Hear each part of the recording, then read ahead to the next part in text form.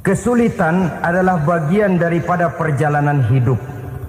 Siapa orangnya yang tidak pernah menemukan kesulitan dalam kehidupan? Rasanya hampir tidak ada. Dan memang kesulitan bukan untuk ditakuti. Kesulitan justru untuk diatasi, dicarikan jalan keluarnya. Begitulah suami istri yang bertujuan mencari ridho Allah.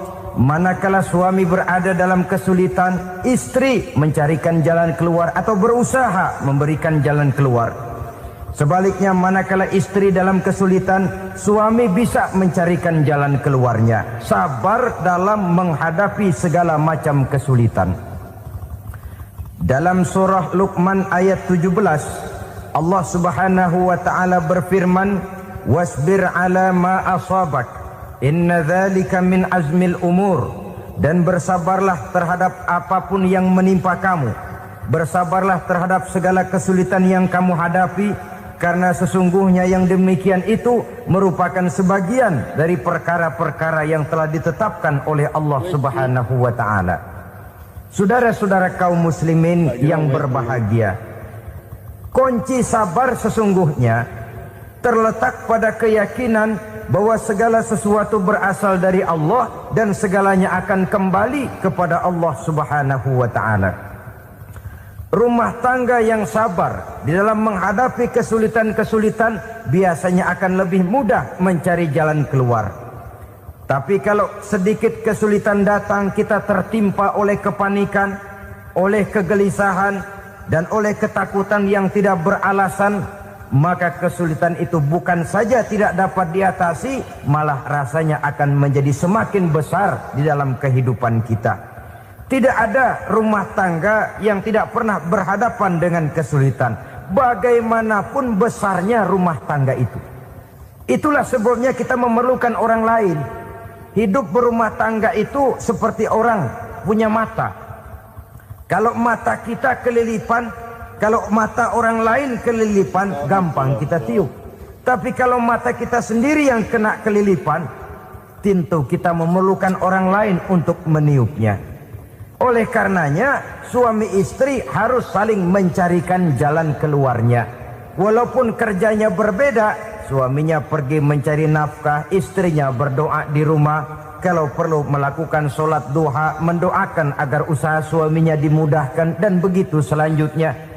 Sehingga dengan adanya kebersamaan, walaupun tidak selalu bersama-sama, maka masing-masing melaksanakan tugas dengan tenang dan merasa yang satu berbuat untuk kepentingan yang lain. Inilah cirinya yang kedua, sabar bila mendapat dan berhadapan dengan segala macam kesulitan. Kadang orang mendapat kesulitan itu berkeluh kesah. Bukan berkeluh kesah, tapi mencari jalan keluar dan mengambil hikmah yang ada di dalamnya apa. Karena bukan kemudahan, kesulitan yang membuat orang dewasa. Bukan kemudahan, tapi kesulitan yang membuat orang berpikir, dinamis, kreatif. Kalau seluruh jalan yang kita tempuh mudah saja, gampang saja, rasanya monoton kita ini. Kehilangan dinamika dalam perjuangan.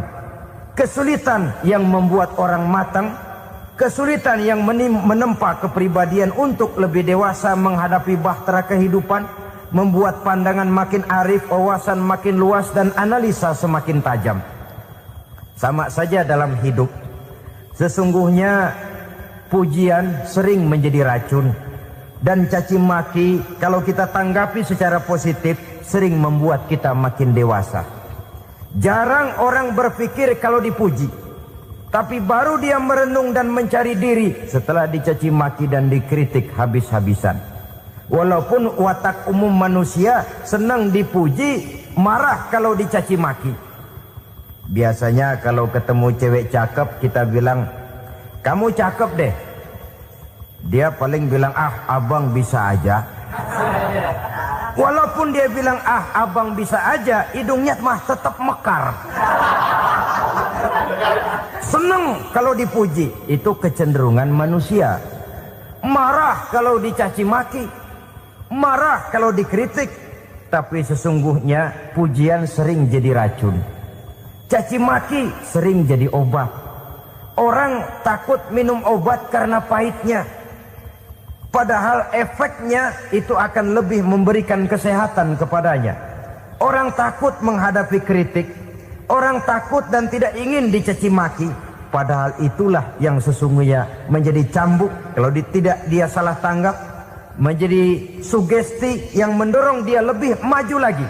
Karena memang bukan pujian, tapi caci maki dan kritik yang membuat kita makin berpikir tajam. Jadi rumah tangga yang berhadapan dengan kesulitan demi kesulitan, biasanya kalau ditanggapi dengan sabar akan makin mengokohkan fondasi rumah tangga itu sendiri. Tapi kalau kesulitan dihadapi dengan tidak sabar, lalu mencari jalan pintas, kesulitan ekonomi, kebetulan istrinya cakep, istrinya disuruh ngojek. Dah lu ngojek aja deh, gua nungguin setoran dah.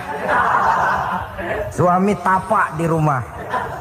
Saudara hadirin yang saya muliakan, buat sepintas memang mendatangkan materi itu, mengatasi kesulitan ekonomi. Tapi apakah bahagia? Walaupun rumah bisa jadi besar, perabotan bisa serba lebih lengkap dan ada, tapi apakah semuanya mendatangkan bahagia? Sementara suami kehilangan rasa cemburunya, dan dalam agama itu disebut dayus. Dayus, suami yang tidak punya rasa cemburu kepada istrinya. Dan orang dayus kayak begitu haram mendapat bau sorga. Bau sorga saja tidak dapat, apalagi masuk ke dalamnya. Ya tapi juga jangan lantas mentang-mentang harus cemburu sama istri, overacting. Suaminya nawar sayuran, laki pulang ngomel, lu pacaran ya sama tukang sayur. Itu juga over, saudara-saudara. Kesulitan ekonomi diatasi dengan sabar. Sabar dalam arti berusaha dengan tidak mengambil jalan pintas, berusaha tetap berada di jalan yang diridhoi oleh Allah.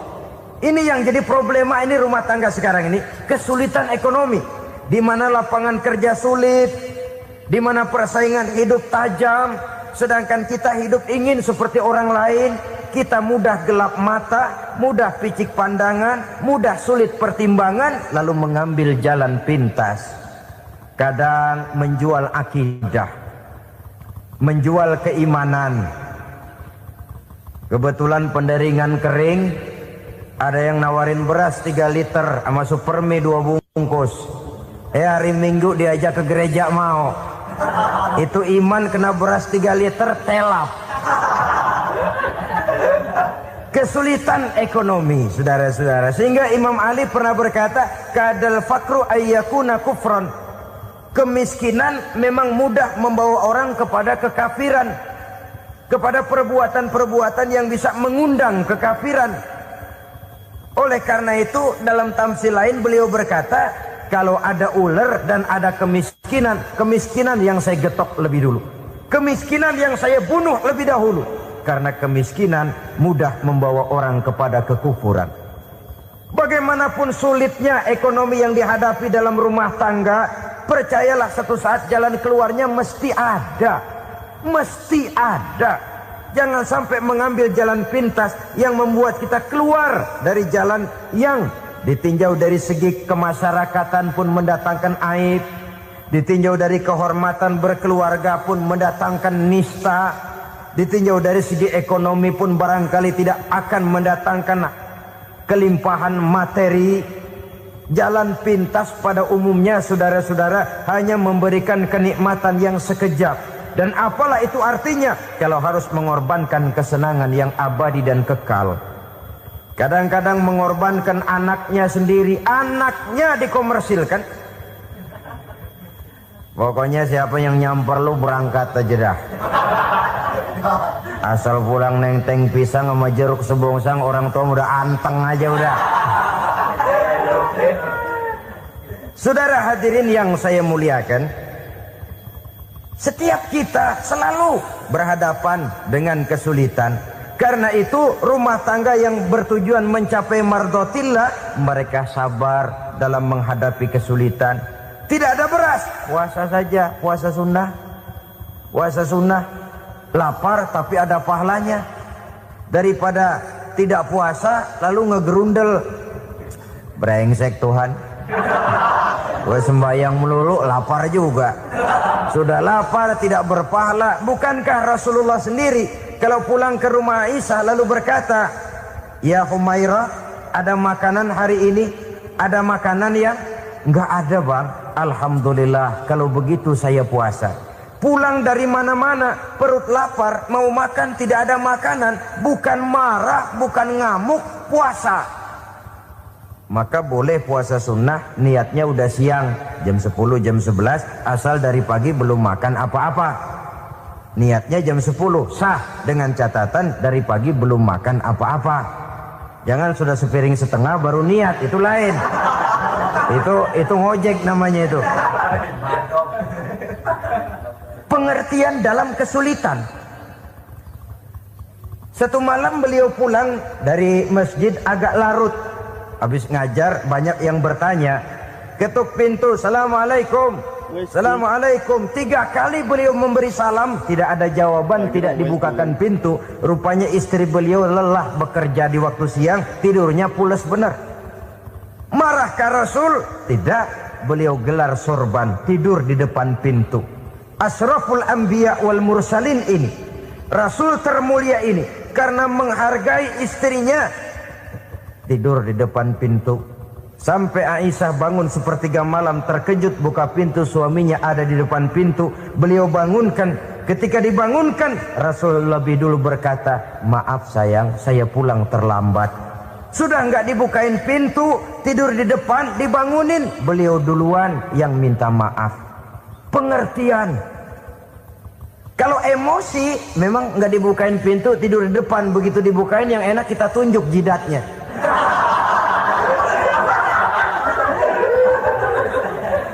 Saudara hadirin yang saya muliakan, kesulitan di dalam kehidupan merupakan bagian daripada kehidupan. Bukan untuk ditakuti, tapi untuk diatasi. Bukan untuk dihindarkan, tapi dicarikan jalan keluarnya. Hadapilah kesulitan dengan baik sangka kepada Allah, dengan lapang dada, dan dengan tetap bersabar menghadapinya. Kenapa? Karena tujuan kita mendirikan rumah tangga, mencapai ridho Allah. Kalau anak kita perjualbelikan, kalau istri kita komersilkan, kalau akidah kita jual untuk mempertahankan rumah tangga, bukankah makin jauh saja rumah tangga itu dari ridho Allah? Ini tujuan utamanya. Yang ketiga, rumah tangga yang bertujuan mardotillah itu, suami istri yang merupakan fondasi di rumah tangga, suami sebagai pemimpin, istri sebagai pembina, selalu musyawarah dalam menyelesaikan persoalan. Walaupun istri ditakdirkan sebagai pemimpin dan suami sebagai pemimpin dan istri yang dipimpin, tapi agama menganjurkan musyawarah. Jangan mentang-mentang istri nyari duit, suami nyari duit, lalu menteleng. Segalanya mau diktator, segalanya mau sendiri. Rumah tangga yang bertujuan mencapai ridho Allah selalu didirikan atas dasar musyawarah. Sehingga apabila sesuatu itu dihasilkan dari suasana musyawarah, tidak akan melahirkan penyesalan di belakang hari. Kalau tidak, berjalan menurut seleranya masing-masing, belakangan timbul penyesalan, akhirnya main salah menyalahkan. Kalau sudah saling salah menyalahkan, itu artinya sudah saling mengungkit kekurangan masing-masing. Akibatnya tidak ada lagi saling menghargai. Jadi dengan demikian musyawarah di dalam menyelesaikan persoalan. Menghadapi kesulitan ekonomi, musyawarah. Menghadapi kenakalan anak, musyawarah. Akan membeli ini dan itu, sebaiknya juga musyawarah. Kalau merupakan hasil musyawarah, maka saudara-saudara hasilnya pun akan dihadapi oleh bersama. Enak rasakan bersama, tidak enak rasakan bersama. Kenapa? Tadinya musyawarahnya bersama-sama juga. Lah kalau hasil sendirian, giliran enak mungkin yang satu mau ikut, giliran tidak enak yang satu nuding. Gua kata juga apa? Kan begitu akibatnya kalau tidak berdasarkan musyawarah lebih dahulu. Maka insya Allah hasil musyawarah ini setidaknya tidak akan mendatangkan sesalan di belakang hari nantinya. Saudara-saudara kaum muslimin rahimakumullah. Ciri yang keempat, sepasang suami istri yang bertujuan mencapai ridho Allah dalam upaya mencapai rumah tangga bahagia itu tawakal apabila mempunyai rencana. Tawakal berserah diri kepada Allah. Bukan berserah diri dalam artian mutlak yang mengarah kepada fatalism atau predestination. Kita sering mengartikan tawakal secara salah. Belum apa-apa sudah menyerahkan diri kepada Allah. Emang semuanya terjadi menurut maunya Allah dah. Gak usah ngapa-ngapain, bagaimana Tuhan aja dah. Lapar juga gak usah makan. Kalau takdirnya kenyang, pan kenyang. Ya udah lapar terus kita. Makan dulu, perkara nanti kenyang apa tidak, itu baru tawakal. Kalau sakit ke dokter, soal sembuh atau tidak, baru tawakal. Artinya usaha itu ada. Setelah suami berusaha, istri berusaha, selebihnya tawakal. Apa perlunya tawakal? Apabila berhasil tidak lupa daratan, apabila berhasil tidak lupa diri, apabila gagal tidak putus asa. Sehingga dengan demikian dari tawakal ini lahirlah pondasi yang kokoh membina rumah tangga yang bahagia dalam upaya mencapai keridhaan daripada Allah Subhanahu wa taala. Apapun yang kita laksanakan di rumah tangga, tujuan intinya tetap untuk mencapai keridhaan Allah. Beli kendaraan untuk mencapai ridho Allah, lalu dipakai ngaji, dipakai ke masjid dan sebagainya. Beli peralatan rumah tangga untuk mencapai ridho Allah. Mendidik anak untuk mencapai ridho Allah, membantu keluarga untuk mencapai ridho Allah, dan begitu selanjutnya. Tawakal apabila mempunyai rencana. Kemudian cirinya yang kelima, suami istri yang bertujuan mencapai ridho Allah selalu mempererat silaturahmi. Sebab seperti sudah saya sampaikan pada pertemuan terdahulu, dalam berumah tangga itu ada orang tua, ada mertua. Itu cuma perbedaan istilah, tapi hakikatnya adalah sama. Jangan karena perbedaan istilah lalu menyebabkan kita berbeda sikap. Kalau sudah berbeda sikap, tentu akan melahirkan perasaan yang tidak simpatik. Sebaiknya suami istri kalau sudah berumah tangga, jadikanlah orang tua tempat cerita yang enak saja. Yang tidak enak telan berdua, yang pahit rasakan berdua. Kesusahan dan kesulitan atasi berdua. Giliran enak ngomong sama orang tua, giliran senang cerita sama mertua. Sekarang kan kita balik. Kalau lagi senang duitnya banyak, anteng di rumah, kalem aja. Tapi lalu waktu susah, waktu susah, cerita kepada orang tuanya, cerita kepada mertuanya. Lalu kapan kita mau menyenangkan orang tua? Sudahlah mereka susah mendidik kita di waktu kecil, membesarkan kita, melakukan segala macam pengorbanan. Demi setelah kita berumah tangga, kesulitan rumah tangga kita tumpahkan juga kepada mereka. Pererat silaturahmi dan usahakan agar seluruh keluarga hanya menjadi tempat kita cerita yang enak-enak saja. Istilah sehari-harinya, kalau di rumah kita makan sama sayur bayam, keluar rumah diem, malah seluitan. Tetangga tanya, lu makan kayaknya enak banget apa sih? Daging ayam.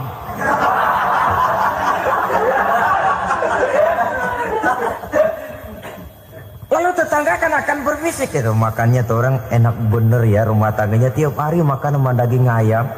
Biarlah paling kurang itu jadi doa, daripada kita makan sama kangkung lalu ribut ngomel di mana-mana.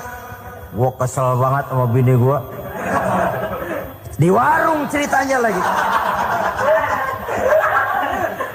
Kenapa? Saban sari gua direbusin kangkung mulu. Brengsek. Di warung cerita ada RT, ada RW. Gara-gara makan sama kangkung se-RT tahu. Akhirnya mungkin kalau kita berangkat orang hitung dari jauh. Lihat, kangkung liwat.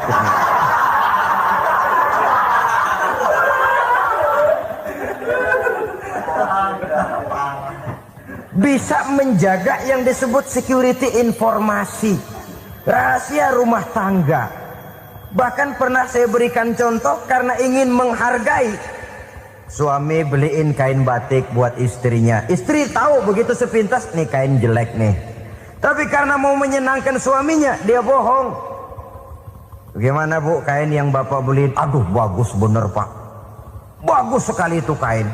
Warnanya pak emang yang model begitu tuh. Tetangga kita mana ada yang pakai kain begitu pak. Ya emang nggak ada, jelek. Menghargai. Sebab kalau waktu itu si istri jujur, yang timbul sakit hati suami. Bagaimana bu kain yang saya beliin? Goblok lo.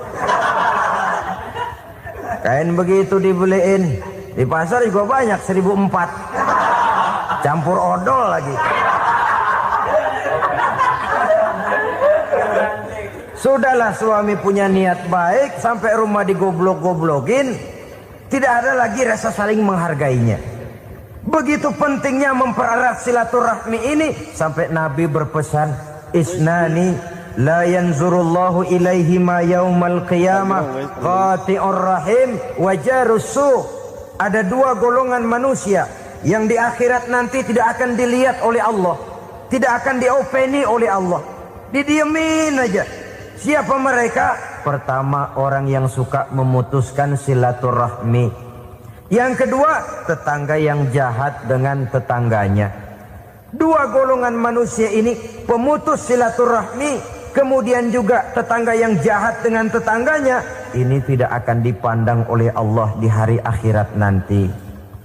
Jadi pererat silaturahmi, sebab kita ini zon politikan, makhluk yang bermasyarakat, yang tidak bisa hidup sendirian. Setiap kita memerlukan orang lain.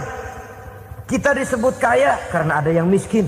Kita disebut alim karena ada yang awam. Kita disebut berkuasa karena ada rakyat jelata. Tanpa rakyat tidak ada penguasa. Tanpa yang miskin tidak ada orang kaya. Kalau tidak ada yang jelek, siapa yang bilang cakep? Karena ngimbangi. Saudara hadirin, atas dasar ini mestinya kita selalu bersyukur dalam segala posisi. Tidak lalu salah terima kepada karunia yang diberikan Allah kepada kita. Saudara hadirin yang saya hormati, pererat silaturahmi, jadikan orang-orang tua kita tempat kita cerita yang enak-enak saja. Yang tidak enak, telan sendiri, usahakan sendiri, carikan jalan keluarnya sendiri. Setidaknya, ya diam sajalah. Kalau belum bisa membalas budi baik orang tua, setidaknya jangan menyakiti hati orang tua kita. Sudah lelah dan payah dia mengasuh kita, membesarkan kita, merawat kita. Demi setelah kita berumah tangga, seluruh kesulitan kita bawa lagi kepadanya.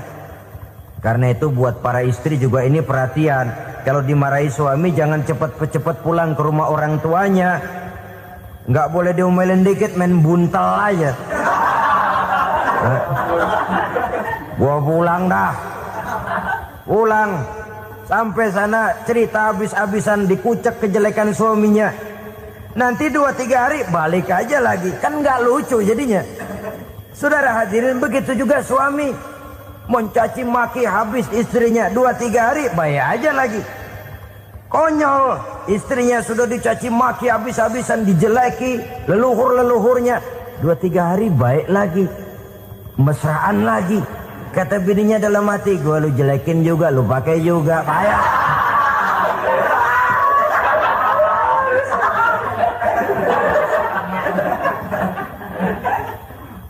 Saudara hadirin yang saya muliakan, itulah sebabnya pada awal tadi saya katakan perlunya kita mempunyai timbangan baik sebagai suami maupun sebagai istri.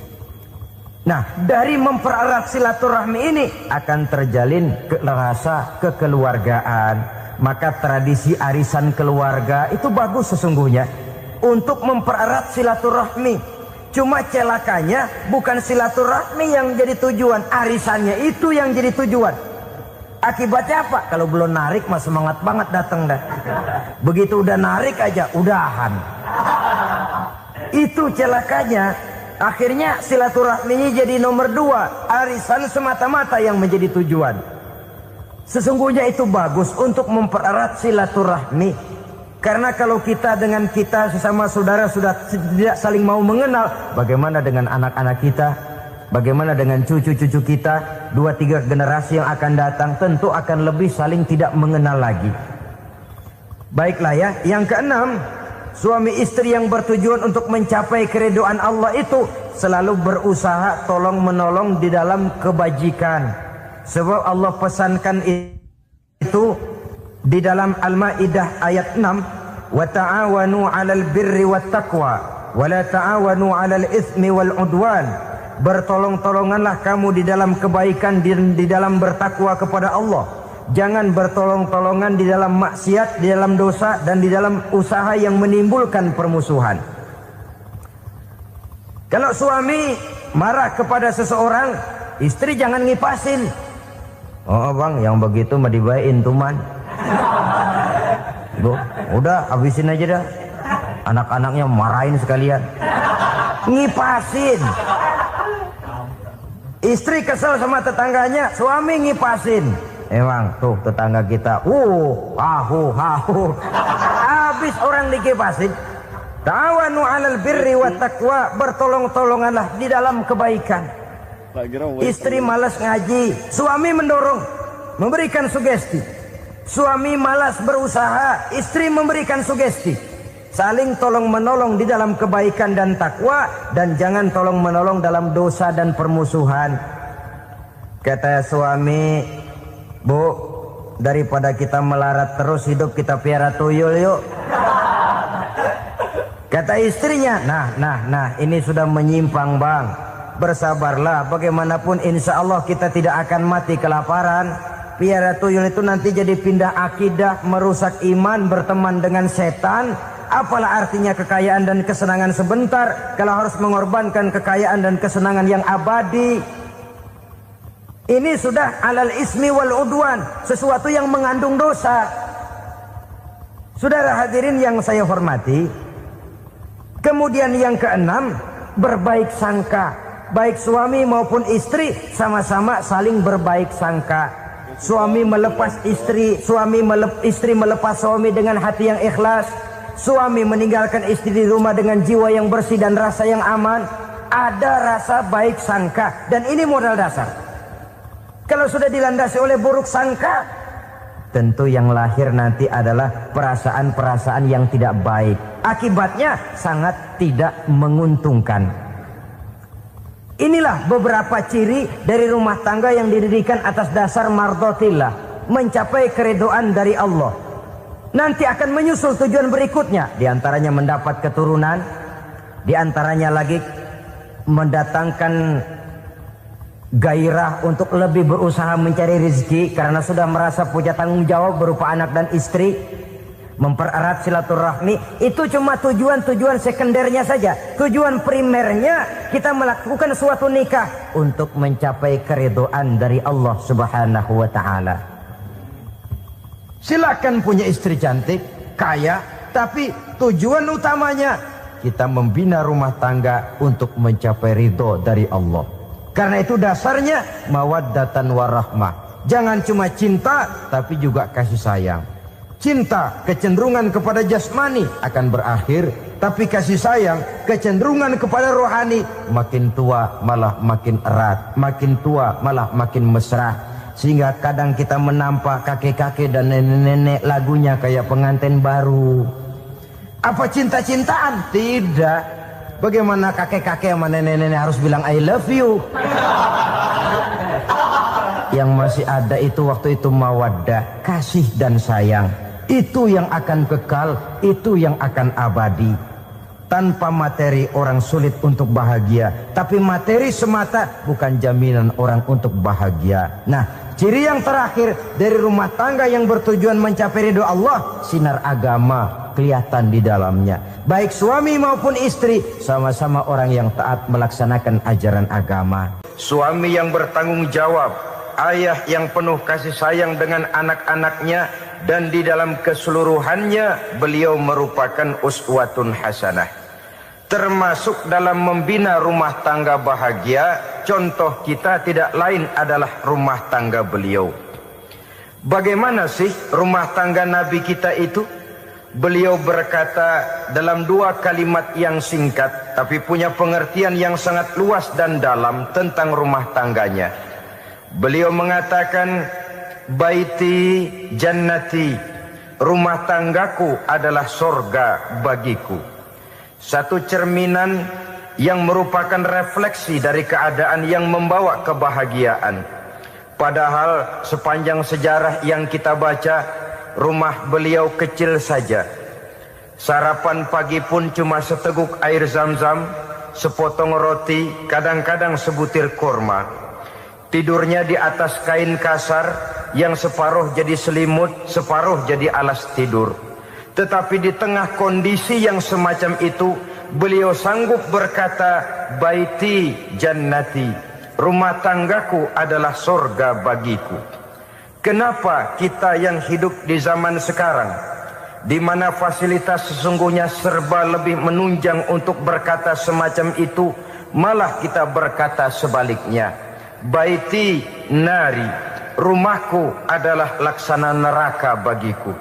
Padahal kalau dilihat, rumahnya pun kadang-kadang bertingkat, kendaraan serba berkilat, uang banyak berlipat-lipat, istri pun tak kurang cantik memikat, kadang-kadang jumlahnya 4. Tapi tiap hari kiamat tidak ada ketenangan dan ketentraman di rumah tangga.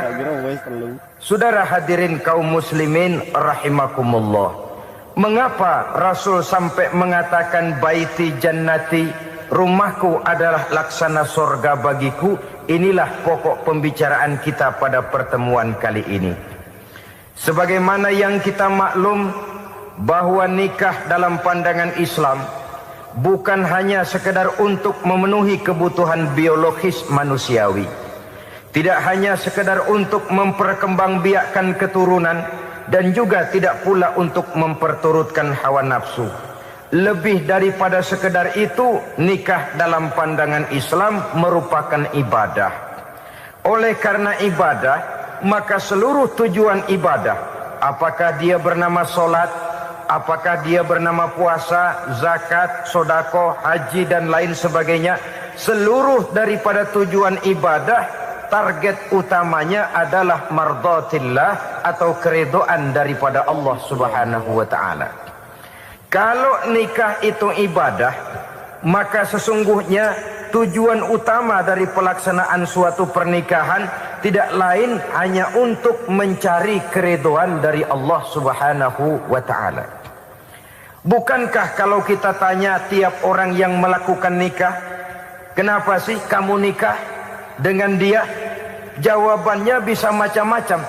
Yang umum, karena saya cinta dia. Ada yang berkata, karena saya ingin mendapat ketenangan hidup. Ada yang bilang, karena saya ingin hidup teratur.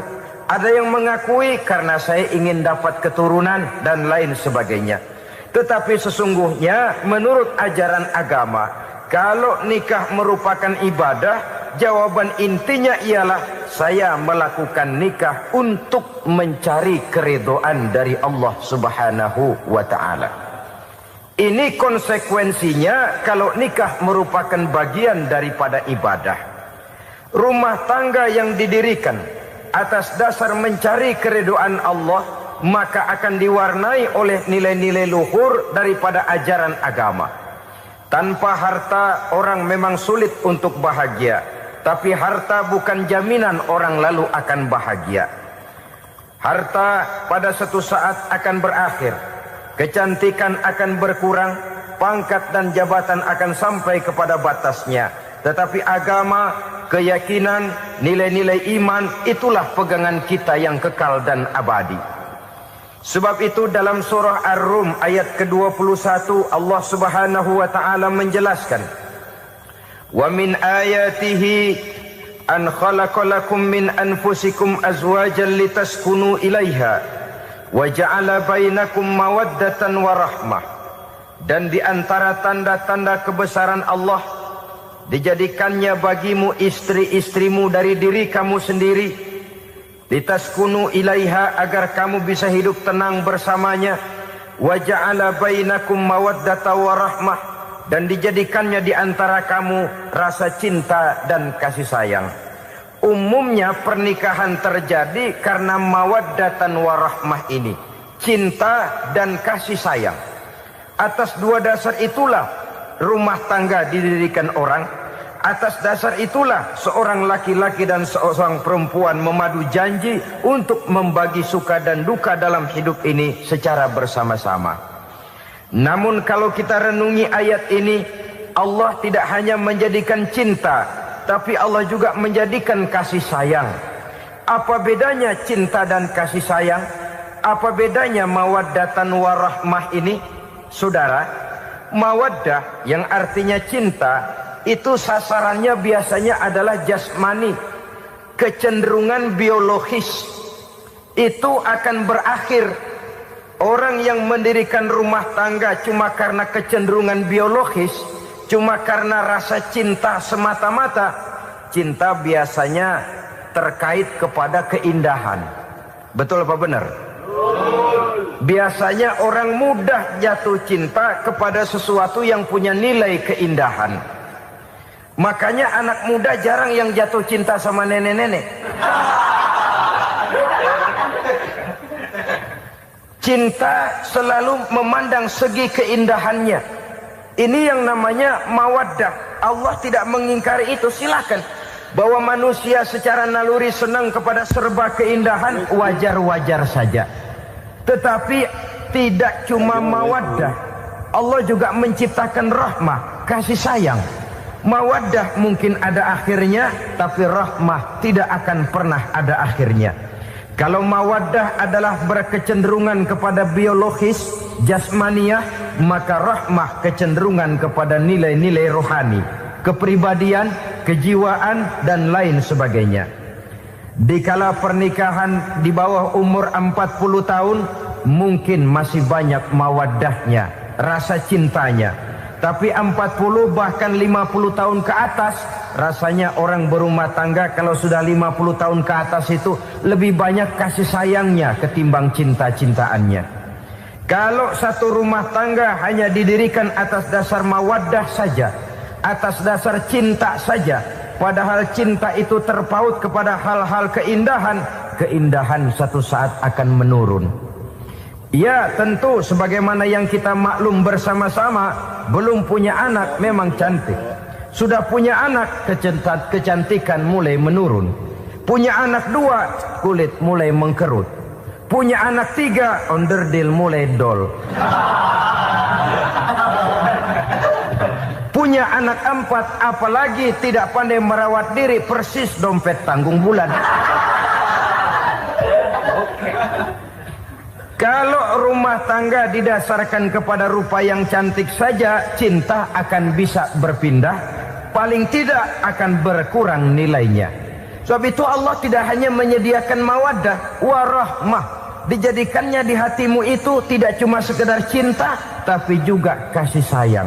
Nah, kasih sayang inilah apabila berakar dan berurat dari nilai-nilai keagamaan yang akan menopang jalinan rumah tangga bahagia. Mengukuhkan usaha untuk mencapai mardotillah atau keridhaan daripada Allah Subhanahu wa ta'ala. Dengan demikian berumah tangga bukan tujuan. Ini kalau kita lihat dari segi agama. Berumah tangga cuma alat untuk mencapai mardotillah, keridhaan daripada Allah.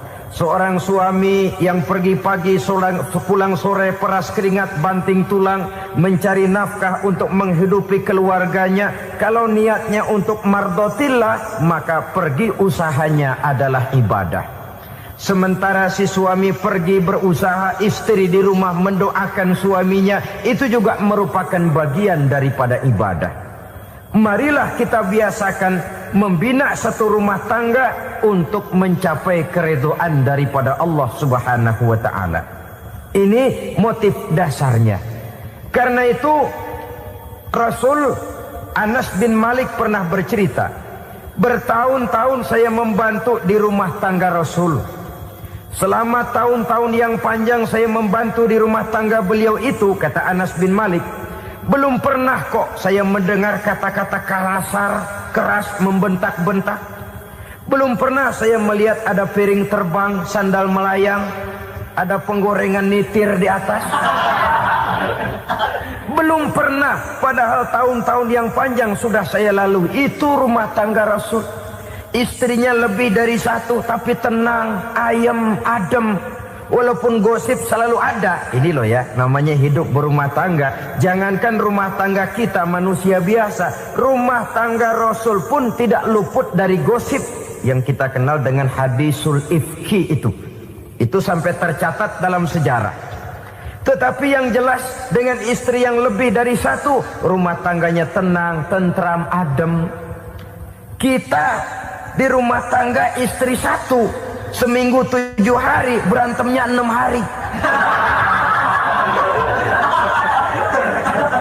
Cuma 1 hari gencatan senjata. Saudara hadirin yang saya muliakan, kalau tujuan rumah tangga adalah mardotillah, apa ciri dari suami istri yang menegakkan rumah tangga untuk mencapai ridho Allah itu? Pertama, sepasang suami istri yang membina rumah tangga semata-mata untuk mencapai keridhaan Allah, cirinya yang pertama, bersyukur apabila beroleh nikmat. Ini ciri yang pertama. Bersyukur kepada Allah, kepada sesama berterima kasih. Suami berterima kasih kepada istri, bertahun-tahun didampingi hidupnya, dicucinya pakaiannya, dimasaknya makanannya. Tidak istri mengeluh walau hidup lebih banyak kurangnya daripada cukupnya. Suami pandai berterima kasih kepada istrinya. Sementara istri pun bisa berterima kasih kepada suaminya. Bertahun-tahun suami peras keringat, banting tulang mencari nafkah, menjadi palang dada terdepan apabila ada masalah-masalah yang besar. Kedua-duanya lalu punya timbangan. Nah inilah ya, saya pesan kepada suami, kepada para suami, kepada para istri, supaya di rumah ada timbangan. Perlunya apa? Kalau pada satu saat istri kita salah, suami cepat-cepat ambil timbangan, lalu ditimbang mana yang lebih berat, salahnya atau dosanya, benarnya atau kesalahannya.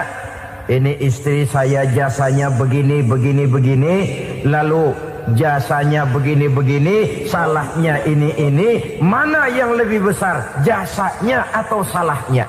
Dengan adanya timbangan, maka keputusan akan objektif.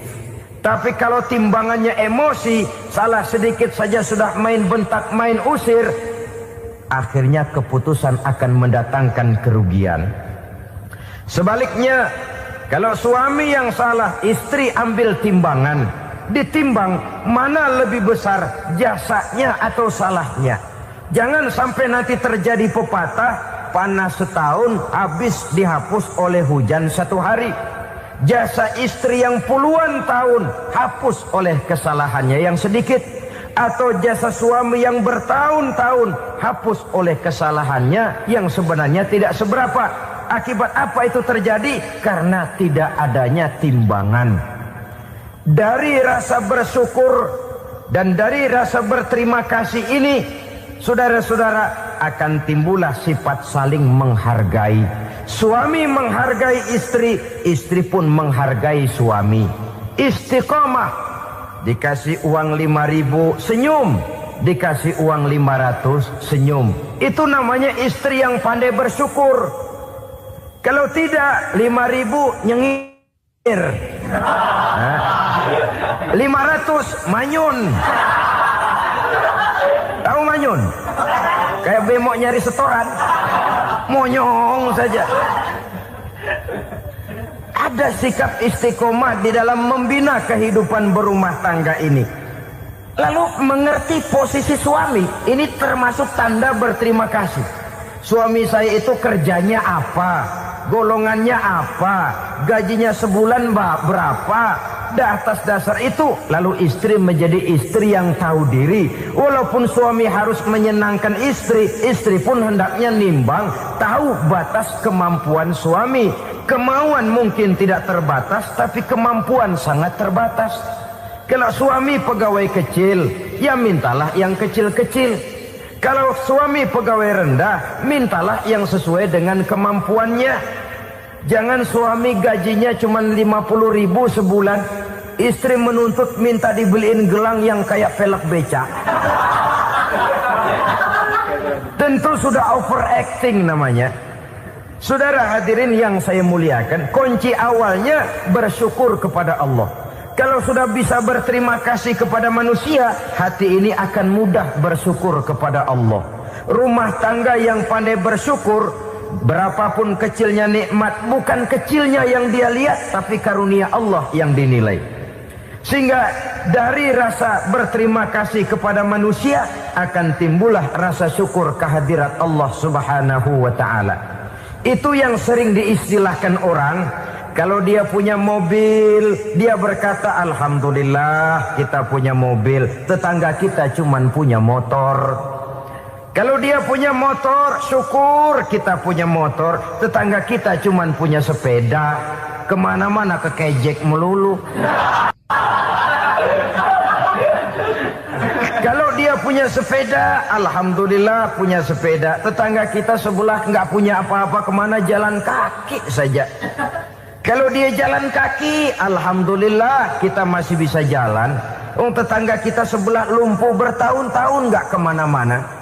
Kalau dia lumpuh, alhamdulillah kita masih hidup. Tetangga kita kemarin mati nggak balik lagi.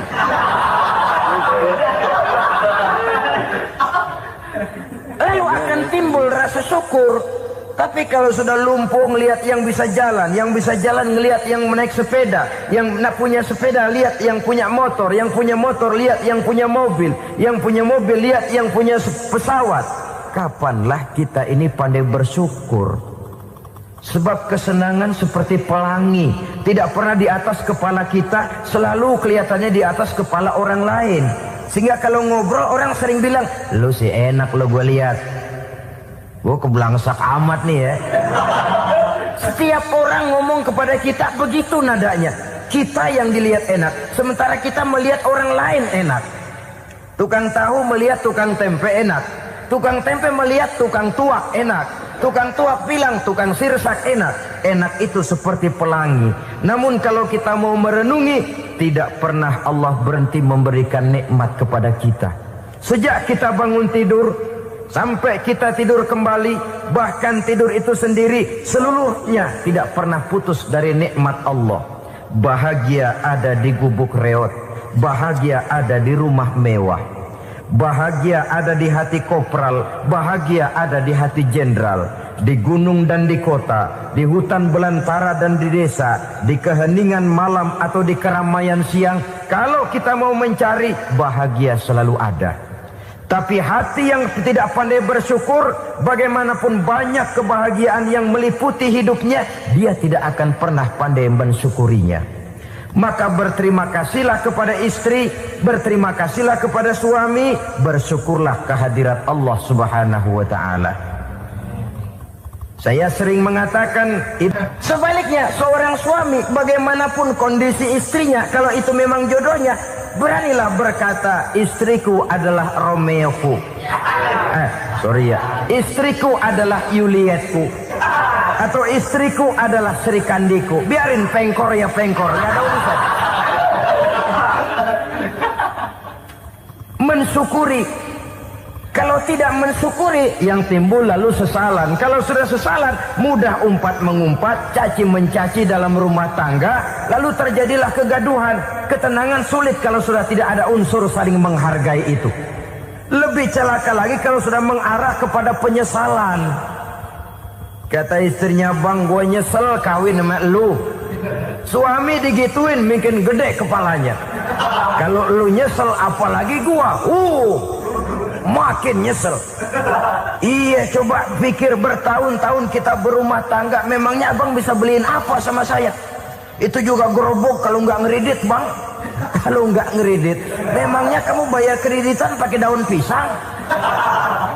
Saudara hadirin yang saya hormati, ini saya tekankan kepada ibu-ibu karena penyakit perempuan umumnya. Pernah Rasul itu pulang Isra Mi'raj cerita, Saya pulang Isra Mi'raj diperlihatkan neraka. Neraka ya Rasul? Lalu bagaimana? Saya lihat kok isinya kebanyakan perempuan. Perempuan. Laki juga tidak sedikit. Cuma kebanyakan kok perempuan. Apa perempuan tidak sholat ya Rasul? Sholat. Tidak puasa? Puasa. Tidak ngaji? Rajinan dia sama suaminya. Tapi kenapa lebih banyak di sana? Rasul berkata, hunna yakfurnal ashir. Penyakit umum dari perempuan tidak pandai berterima kasih kepada suaminya. Ini rupanya penyakit umum dari tahun atu. Saudara hadirin yang saya muliakan, jadi rumah tangga yang didirikan atas dasar mencapai ridho Allah, maka kelihatan dari pasangan suami istri menjadi orang yang pandai bersyukur terhadap nikmat. Bukankah dalam surah Ibrahim ayat 7 Allah berjanji, la in syakartum la azidannakum wa la in kafartum inna azabi lasyadid. Kalau kamu pandai bersyukur, aku tambah nikmatku. Kalau kamu ingkar, tidak mau bersyukur, azabku itu hebat dan pedih. Rumah tangga yang suami istrinya tidak bersyukur disiksa oleh perasaannya sendiri. Tetangganya dapat nikmat, dia yang meriang. Tetangganya dapat kesenangan, dia yang sakit hati. Dia tidak melihat nikmat yang diberikan kepadanya. Nikmat yang orang lain punya aja yang diincar. Nikmat orang lain aja dihitung-hitung. Tangga kita, saya baru habis beli yang sebelah belilir habis beli kukusan. Cuma sekedar kukusan saja. Orang lain beli apa-apa jadi bahan diskusi di rumahnya. Orang lain saja yang diusut. Timbul dendam kesumatnya, timbul hasutnya. Dia tidak bersyukur dengan nikmat yang ada dalam rumah tangganya. Isi rumah tangga semacam itu disiksa oleh perasaan hasutnya sendiri. Jauh dari kebahagiaan, kering hatinya, miskin jiwanya, merana batinnya. Kalau sudah ke sana, jauhlah rumah tangga dari pantulan sinar kebahagiaan. Saudara-saudara, kita lihat rumah tangga Rasul. Dari rumah yang kecil, dari tempat tidur yang syaratnya kain kasar, separuh jadi selimut lagi. Keluar ucapan baiti jannati. Kenapa? Beliau orang yang pandai bersyukur kepada Allah, bisa berterima kasih kepada istri-istrinya, dan istrinya pun pandai berterima kasih kepada Rasul dan bersyukur kehadirat Allah Subhanahu wa taala. Maka nikmat lalu bertambah. Makin kita syukuri nikmat, makin tambah itu. La azidannakum, janji Allah, pasti aku tambah nikmatku kepadamu jikalau kamu pandai mensyukurinya. Tapi kalau kamu ingkar, tidak pandai bersyukur, awas, nikmat bisa berubah menjadi azab kalau kita tidak pandai-pandai mensyukurinya. Jadi cirinya yang pertama, rumah tangga bahagia itu apabila suami istri pandai bersyukur terhadap nikmat yang diberikan oleh Allah Subhanahu wa taala. Satu. Cirinya yang kedua, rumah tangga yang berdasarkan untuk mardotillah, mencapai keredoan Allah, sabar apabila mendapat cobaan. Namanya orang berumah tangga itu persis berlayar di lautan. Suami istri adalah dua orang yang memegang kemudi. Kalau berlayar ombak tenang, angin bertiup sepoi-sepoi basah, lalu bila malam datang bulan bersinar, bintang gemintang gemerlapan, berlayar memang nikmat. Tapi satu saat angin puting beliung bertiup, gelombang menggunung, halilintar menyambar, kemudian petir berkilat. Kalau pada saat itu suami mau ngalor, istri mau ngidul, alamat perahu patah di tengah jalan, kandas di lautan sebelum sampai ke pantai yang akan ditujunya. Oleh karenanya perlu kekompakan. Maka sejak awal seharusnya dalam akan membina rumah tangga yang bahagia, itu lebih baik bicara yang pahit-pahit saja, supaya terjadi kesamaan langkah apabila menghadapi kesulitan dan cobaan. Sabar apabila mendapat cobaan. Rumah tangga seperti kapal di lautan tadi tidak akan sunyi dari hantaman gelombang. tidak akan sepi dari tiupan angin topan, dari kilatan petir, dari sambaran halilintar. Baik suami, baik istri harus sabar menghadapi kesulitan.